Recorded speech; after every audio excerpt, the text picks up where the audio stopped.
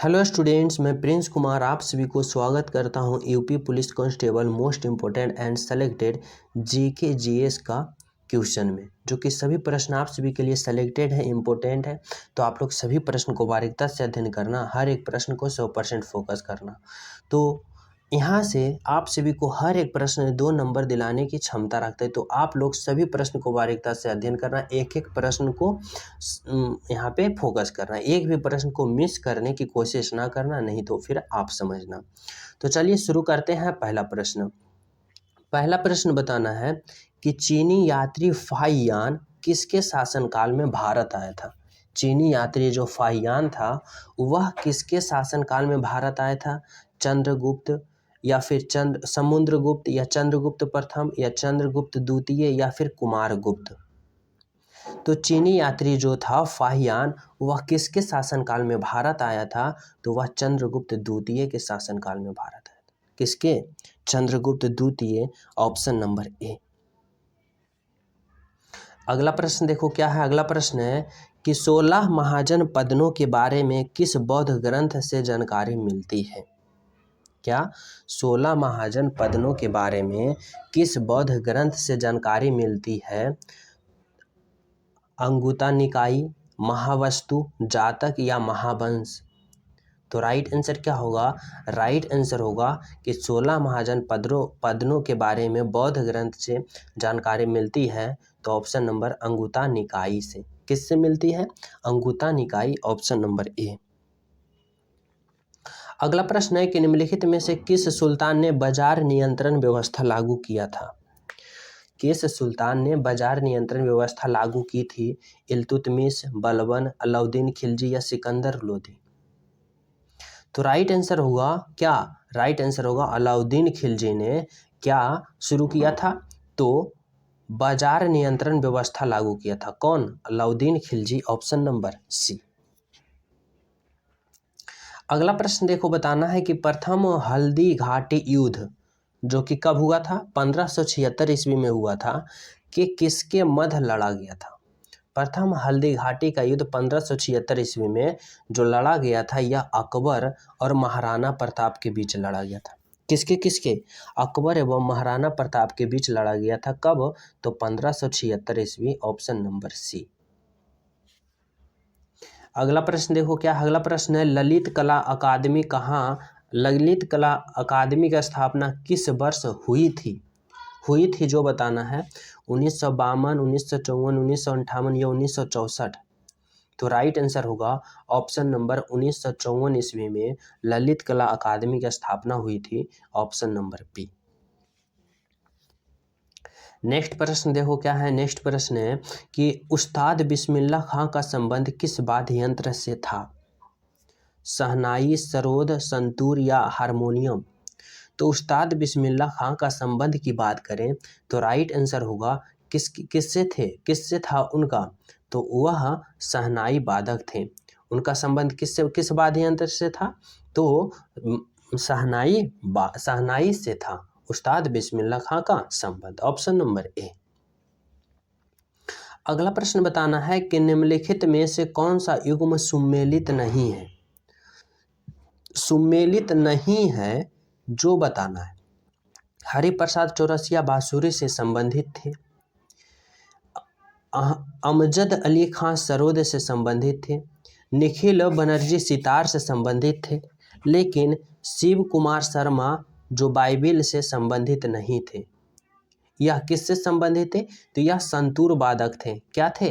संतूर वादक, यानी option number क्या होगा? डी। शिव कुमार शर्मा संतूर वादक थे, ना कि वायलिन वादक थे।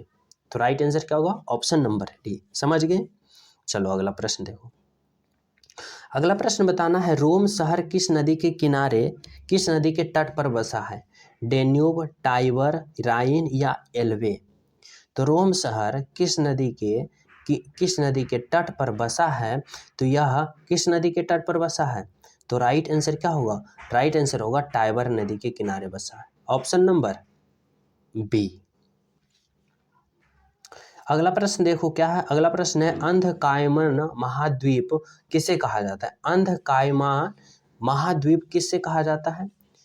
अफ्रीका का, दक्षिण अमेरिका का, ऑस्ट्रेलिया का या फिर एशिया को? तो अंधकायरमा महाद्वीप अफ्रीका को कहा जाता है। किसे कहा जाता है? अफ्रीका को कहा जाता है। Option number A. नेक्स्ट प्रश्न बताना है कि भारत में सबसे ऊंचा जलप्रपात कौन सा है?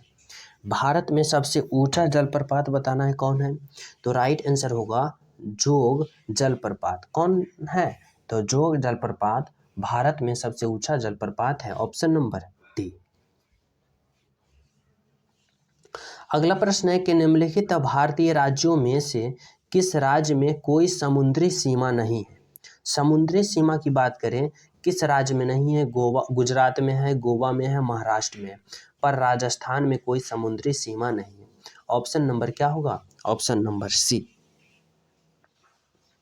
अगला बताना है कि भारत में राष्ट्रीय आय का आकलन पहली बार किसने किया था?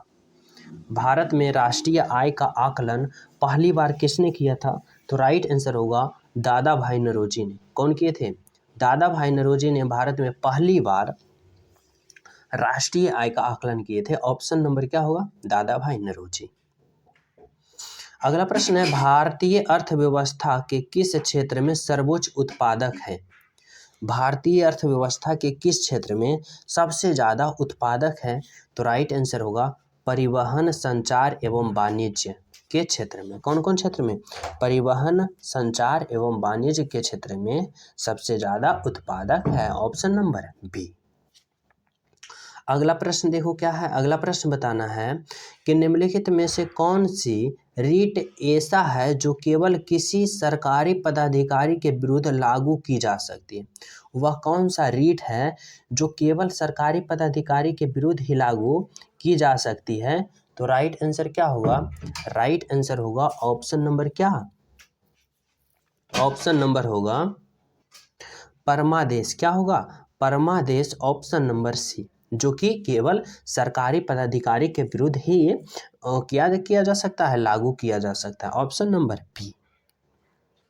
अगला प्रश्न बताना है कि भारत में नागरिक कितने वर्ष की आयु में वोट दे सकते हैं? भारत में जो नागरिक होते हैं, लड़का एंड लड़की, जो कि कितने वर्ष की आयु तक वोट दे सकते हैं? तो वह 18 वर्ष के अगर हो गए हैं तो वह वोट दे सकते हैं। Option number A. अगला प्रश्न है पंचायती राज व्यवस्था संविधान प्रावधान भारतीय संविधान के किस अनुसूची में रखी गई है? पंचायती राज बताना है कि भारतीय संविधान के किस अनुसूची में वर्णित है? तो यह 11वीं में वर्णित है। क्या? 11वीं में क्या है? तो पंचायती राज्य व्यवस्था। Option number D. अगला बताना है कि द लॉस ऑफ इनहेरिटेंस किसकी कृति है? द लॉस ऑफ इनहेरिटेंस किसकी कृति है? तो राइट आंसर होगा किरण देसाई की। किसकी है? Kiran Desai. Option number C. अगला है कि मनुष्य में कौन से क्रोमोसोम के मिलने से पुत्र जन्म लेता है? तो मनुष्य में कौन सा क्रोमोसोम मिलेगा तब पुत्र जन्म लेगा? तो पुरुष का Y और स्त्री का X मिलेगा तो फिर क्या किसका जन्म होगा? पुरुष का जन्म होगा। ऑप्शन नंबर क्या होगा? Option number D. अगला प्रश्न बताना है, जो न्यू हो चैनल पे पहली बार हो चैनल सब्सक्राइब कर लेना और सभी स्टूडेंट वीडियो को लाइक कर देना, क्योंकि आप सभी के पास ऐसा इंपॉर्टेंट प्रश्न एंड सेलेक्टेड प्रश्न का सीरीज पहुंचना अति आवश्यक हो जाएगा एग्जाम से पहले, जो आपको एग्जाम में बहुत ज़्यादा हेल्पफुल साबित करेगा। तो प्रश्न है कि शिशु के पितृत्वता स्थापित करने के लिए निम्नलिखित में से किस एक तकनीक का प्रयोग किया जाता है? तो यह तकनीक को क्या कहते हैं? DNA फिंगरप्रिंट कहते हैं। क्या कहते हैं? DNA फिंगरप्रिंट से शिशु के पितृत्वता स्थापित करने का प्रयोग का तकनीक है। कौन? DNA fingerprint. Option number B. अगला प्रश्न है भारत को सामरिक दृष्टि से कमजोर करने हेतु चीन ने श्रीलंका के किस बंदरगाह में निवेश किया है? तो चीन ने श्रीलंका के किस बंदरगाह में निवेश किया है? तो यह हम्बनटोटा बंदरगाह पर वह अपना निवेश किया है ताकि भारत को सामरिक दृष्टि से कमजोर करे। तो किस बंदरगाह पर? हम्बनटोटा बंदरगाह पर। ऑप्शन नंबर सी।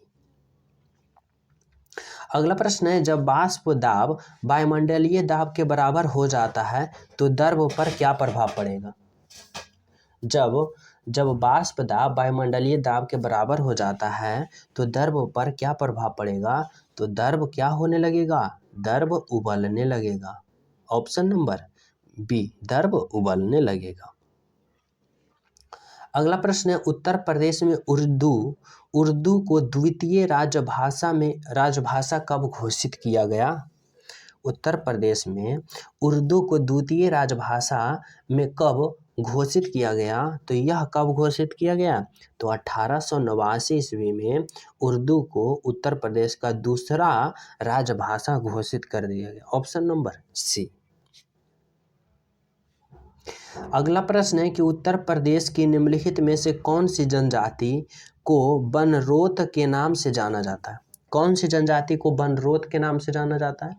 तो राइट आंसर होगा कौन, राजी जनजाति को बनरोत के नाम से जाना जाता है। Option number A. अगला प्रश्न है, उत्तर प्रदेश में भातखंडे हिंदुस्तानी संगीत महाविश्वविद्यालय का किस नगर में स्थित है।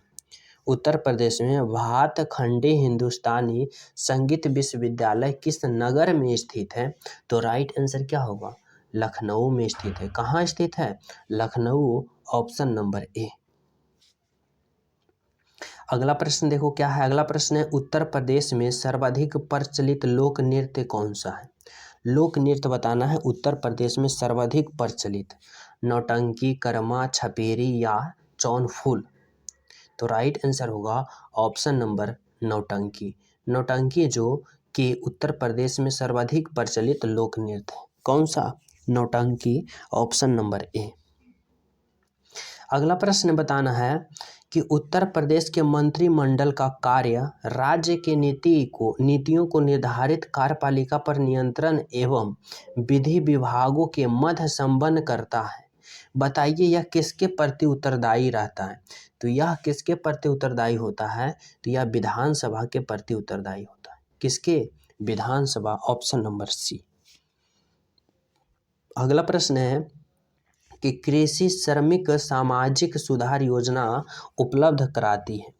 कृषि श्रमिक सामाजिक सुरक्षा योजना उपलब्ध कराती है। तो राइट आंसर क्या होगा, राइट आंसर होगा पेंशन तथा बीमा लाभ। कौन कौन सा, पेंशन और बीमा लाभ उपलब्ध कराती है। कौन, कृषि श्रमिक सामाजिक सुरक्षा योजना। Option number C. अगला प्रश्न है, उत्तर प्रदेश समाज कल्याण विभाग स्थापित किया गया। उत्तर प्रदेश समाज कल्याण विभाग स्थापित किया गया, कब किया गया था।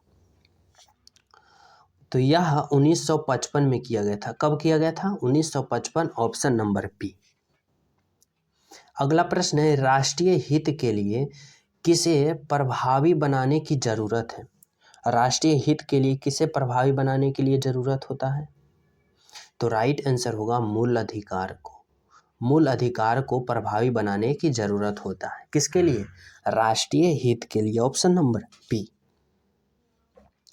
अगला प्रश्न है, पुलिस अधिनियम 1861 के अंतर्गत विशेष पुलिस अधिकारी की नियुक्ति की जा सकती है।